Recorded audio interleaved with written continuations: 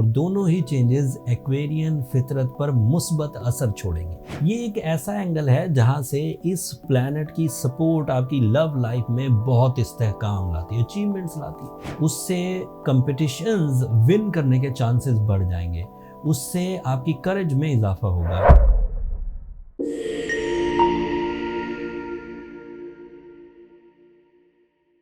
अस्सलाम वालेकुम एक्वेरियंस, मैं हारिस अज़मी प्रोफेशनल एस्ट्रोलॉजर आपकी खिदमत में हाजिर हूँ इस हफ्ते की एस्ट्रोलॉजिकल रिसर्चेस के साथ। 5 जून से शुरू होने वाला हफ्ता 2 मेजर चेंजेस लेकर आएगा एक्वेरियंस के लिए, और दोनों ही चेंजेस एक्वेरियन फितरत पर मुस्बत असर छोड़ेंगे। पहली तब्दीली हफ्ते के पहले ही दिन 5 जून को आएगी, जब वीनस आपके 7th एंगल पर एंट्री देगा। अपनी ऑर्बिटल मूवमेंट में वीनस कई जगहों पर पॉजिटिव होता है, बट एक्वेरियंस के लिए जब वो 7th एंगल पर आता है तो वहाँ वो मैक्सिमम पॉजिटिव हो जाता है। ये एक ऐसा एंगल है जहाँ से इस प्लैनेट की सपोर्ट आपकी लव लाइफ में बहुत इस्तेहकाम लाती है, अचीवमेंट्स लाती है।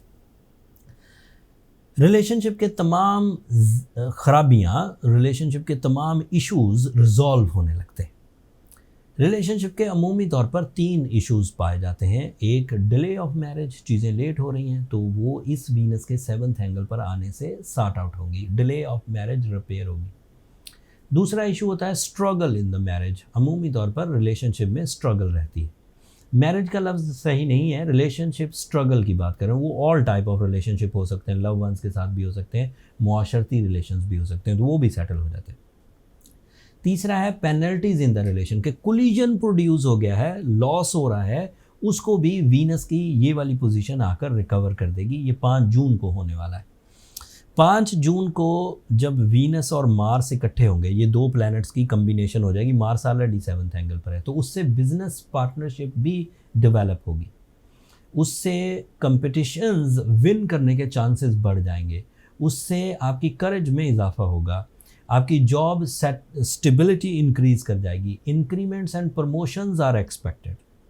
मार्स आपके लिए आपके कैरियर को सपोर्ट करता है, मार्स आपके लिए आपकी फैमिली वेलफेयर को सपोर्ट करता है, वीनस आपके लिए लव लाइफ को सपोर्ट करता है, वीनस आपके लिए हायर एजुकेशन को सपोर्ट करता है। तो 6 फ़ायदे हो गए इन 2 प्लैनेट्स की वजह से।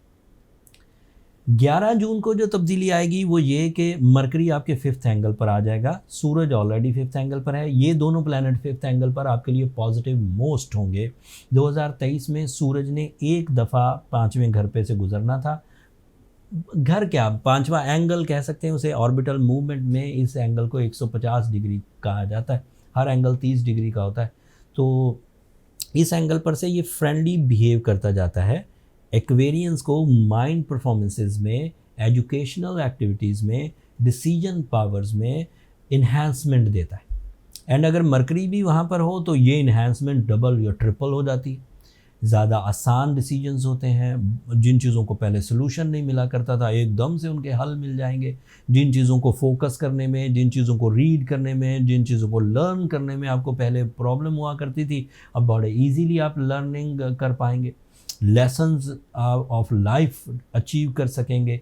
विजन ब्रॉड हो जाने से प्लान्स बड़े बनेंगे, विजन ब्रॉड होने से कंप्लेन लेवल डिक्रीज हो जाएगी, विजन ब्रॉड होने से आप अपने ही सोसाइटी में लीडिंग रोल्स पर आने लगेंगे, डोमिनेटिंग एबिलिटीज़ करेंगे। उसके अलावा मरकरी के एडवांटेजेस ये हैं कि ये लव लाइफ के लिए भी अच्छा है, ये 5th एंगल का रिप्रेजेंटेटिव है, ये पब्लिक इमेज के लिए भी अच्छा है, और ये आपके 8th एंगल का रिप्रेजेंटेटिव है। तो लॉस वॉस हो, किसी तरह की कोई बुरी आदतें हों, किसी तरह का कोई खौफ हो, किसी तरह की कोई सेंसिटिविटी हो, किसी तरह का एतमाद में कमी हो, किसी तरह की किसी बिलीव में कमी हो, तो मरकरी आने से आप चीज़ों को सेटिस्फैक्शन लेवल पर ले जाएंगे। मतलब जिन चीज़ों को आप बिलीव नहीं करते, आप फिर उनकी बिलीव की वजूहात ढूंढ लेंगे। अगर वजूहात पॉजिटिव हुई तो बिलीव पक्का हो जाएगा, अगर वजूहात नहीं हुई तो फिर बिलीव से ही छुटकारा हासिल हो जाएगा। इसी तरह दीगर लॉसेस, या तो हल मिलेगा या फिर उस लॉस की रिकवरी हो पाएगी। हल मिलने का मतलब ये है कि वो लॉस ठीक हो जाए, और वो लॉस ही ना कहलाए, वो दोबारा ठीक हो जाए। और रिकवरी का मतलब है कि वो तो हो गया जो होना था, लेकिन अदरवाइज एडवांटेजेस मिल गए, तो ये भी मरकरी से मुमकिन हो सकेगा। जुपिटर आपके 4th एंगल पर है एक्वेरियंस, सादा लफ्ज़ों में बोलूँ तो आउट ऑफ 7 प्लैनेट्स 6 आपके लिए फेवरेबल हैं। जुपिटर की फेवर आपको लकी फैक्टर दे रही है, सुख और सुकून की ज़िंदगी की इत्तलात हैं, इज़्ज़त और जाहो जलाल की इत्तलात हैं, रुतबा, इख्तियारात, ये सब आप इंजॉय करने वाले हैं एक्वेरियन।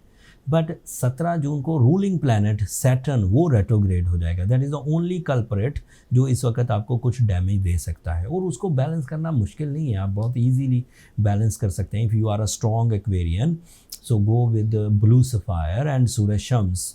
उम्मीद है कि सूरज शम्स अगर 5 दफ़ा पढ़ें और ब्लू सफ़ायर के 8 से 10 कैरेट पहने तो चीज़ें ठीक हो जाएंगी। बट अगर फिर भी कोई कमज़ोरी रहे तो फिर अपनी पर्सनल कैलकुलेशंस की तरफ जाएं, ताकि चीज़ों को फाइंड आउट किया जा सके कि इतने अच्छे माहौल के बावजूद, रेमेडीज़ परफॉर्म करने के बावजूद चीज़ें ठीक क्यों नहीं हो रही। पर्सनल कैलकुलेशन एक बेसिक डायग्नोसिस मेथड है एस्ट्रो साइंसेज में, जिससे पता लग जाता है कि कॉज ऑफ डैमेज क्या है और उसे रिपेयर कैसे किया जा सकता है। उसके लिए ये नंबर नीचे चलते रहते हैं, आप इन पर रब्ता करके अपने लिए टाइम ले सकते हैं। वो फ्री फोरम नहीं है, होपफुली आप अंडरस्टैंड करेंगे। सैटर्न के लिए मैंने अलग एक वीडियो बना दी आपके रूलिंग प्लैनेट की रेट्रोग्रेशन से रिलेटेड। 17 जून को होना है, एग्जिस्ट तो अगले हफ्ते में करता है। मैंने खबर इस हफ्ते इसलिए दी कि कोई एक्वेरियन ऐसे हो सकते हैं जो अगले कुछ दिनों में कुछ डिसीजंस लेना चाहते हैं, तो वो डिसीजन अपने गोल्डन सीजन में ले लें तो ज़्यादा अच्छा रहता है। बाय रूल्स ऑफ एस्ट्रोलॉजी अगर गोल्डन सीजन में सीडिंग की जाए तो रिजल्ट्स अच्छे आते हैं। बैड पैचेस में डिसीजंस हो नहीं पाते, लेट होते जाते हैं, या सम टाइम ट्रबल मेक करते हैं, या रिवॉर्ड की कमी करते हैं, या फिर उन्हें मैनेज करना पड़ता है, उन्हें काउंटर करना पड़ता है। तो इसलिए पहले ले लिया जाए तो अच्छी बात है। अगर ना लिया जाए तो रिकवरी है, ऐसा नहीं है कि कोई तबाही आ जाएगी, रिकवरी की जा सकती है। वो फिर मैंने रेमेडीज़ आपको दे दी। That's all from my and.